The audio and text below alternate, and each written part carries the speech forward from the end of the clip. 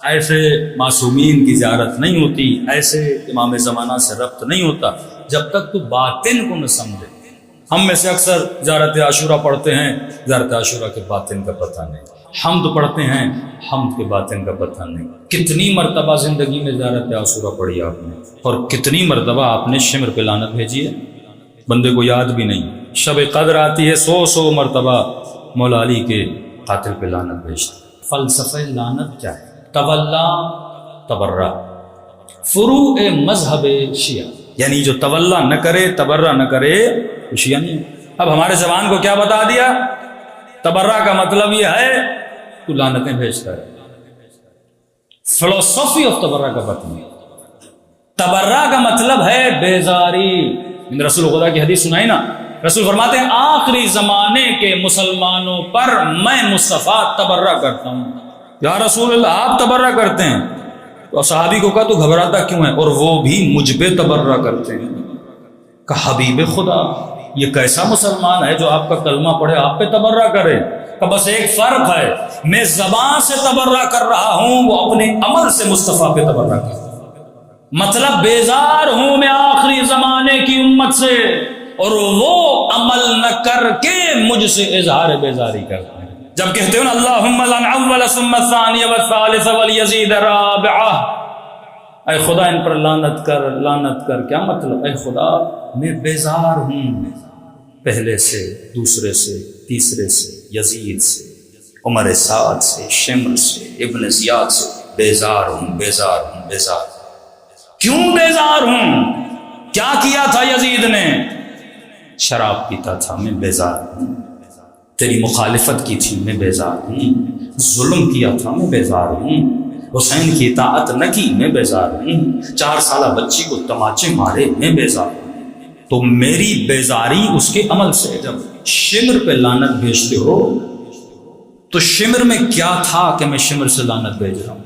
کیا ماں کے پیٹ سے نکلتے ہی شمر شمر بنا، یا بائی ٹائم وقت نے، انوائرمنٹ نے، اس کے اطراف کے دوستوں نے، اس کے ماحول نے، اس کے ماں باپ نے اسے شمر بنایا؟ جس طرح ایک دانہ زمین میں جاتا ہے، انوائرمنٹ اسے درخت بناتا ہے۔ کبھی ایک اچھے سے پھل کو بھی خراب کر دیتا ہے، جیسے ابھی بارشیں ہوئیں، لوگوں کی فصلیں خراب ہو گئیں۔ انوائرمنٹ اگر خراب ہو، فصل خراب ہو جاتی ہے۔ اسی طرح اگر تو غلط انوائرمنٹ میں رہے گا، تیری نسلیں تباہ ہو جائیں گی، تیرا ایمان تباہ ہو جائے گا۔ اگر شرابی زانی تیرا دوست ہوگا، اگر کوئی بدحجاب دین کو پامال کرنے والی تیری بیٹی کی دوست بن جائے گی، تیری بیٹی کا ایمان ختم ہو جائے گا۔ نسلوں کو اگر بچانا ہے، ان کو سکھاؤ کہ میرے لال غلط انوائرمنٹ میں نہیں جاؤ۔ ایک دانہ بھی غلط انوائرمنٹ میں ہو درخت نہیں بن سکتا، سیب نہیں بن سکتا، آم نہیں بن سکتا، تو کیسے مولائی بن سکتا ہے اگر تو غلط انوائرمنٹ میں جائیں گا؟ میری دوستیاں نشائی لوگوں سے ہوں، بے دین لوگوں سے ہوں، شرابی لوگوں سے میری پارٹنرشپ ہو۔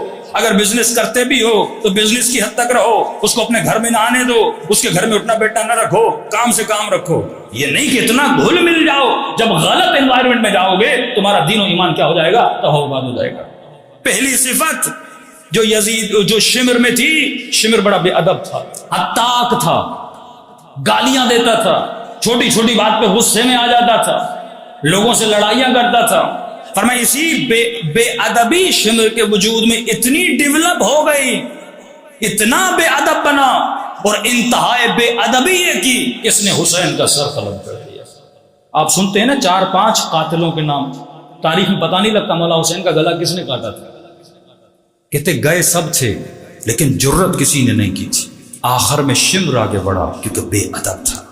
بے ادبی قساوت قلب لاتی ہے، اس کی تشریح میں نہیں جا رہا۔ دوسری صفت جو شمر میں تھی، شمر حسود تھا، جیلسی بہت تھی اس کے اندر۔ عمر سعد نے ابن زیاد کو کہا کہ ابن زیاد حسین کو قتل نہیں کرتے، قتل کرو گے تیرے لیے بھی درد سر ہے، ہمارے لیے بھی درد سر ہے۔ تو کہا پھر کیا کریں؟ کہ حسین کو یہاں آنے نہیں دیتے، حسین کو یمن بھیج دیتے تاکہ یمن چلا جائے، نہ یہاں آئے گا نہ حکومت بنا پائے گا، راستہ اس کا بدل دیتے ہیں، بولتے ہیں یہاں نہیں آؤ گے تو آپ کو قتل کر دیا جائے گا، آپ یمن چلے جاؤ۔